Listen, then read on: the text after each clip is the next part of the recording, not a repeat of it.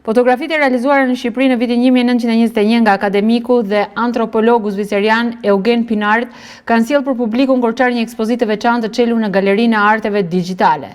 Ekspozita prezanton imazhe që dokumentojnë jetën e përditshme, kulturën, veshjet tradicionale dhe portretet e shqiptarëve të fillim shekullit të 20 duke sjellë një udhëtim të rrallë në kohë përmes objektivit të studiuesit zvicerian. Kuratori Elton Koritari vlerësoi kontributin e Pinart në dokumentin e historisë dhe identitetin shqiptar duke theksuar se fotografitë e tij kanë ruajtur momente të veçanta të jetës në Shqipërinë e shekullit më parë.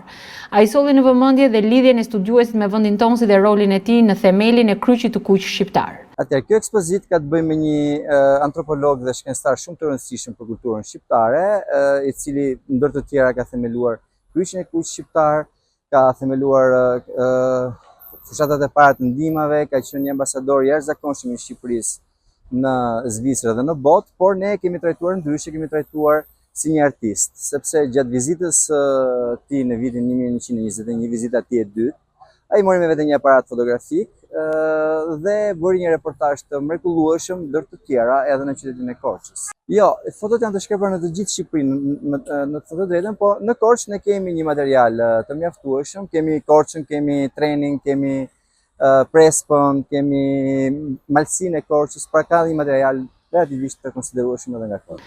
Në aktivitet mori pjesë edhe ambasadora zviceriane në Shqipëri, e cila e cilësoi ekspozitën si një dëshmi të marrëdhënieve të hershme dhe të mira mes Shqipërisë dhe Zvicrës.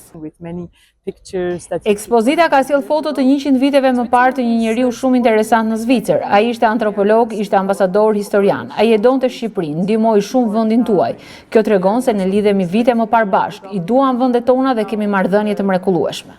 Ekspozita solli për publiku një pjesë të rrallë të memorisë historike kulturore shqiptare përmes objektivit të një studiuesi që e vështroi vendin mes interesit dhe respektit.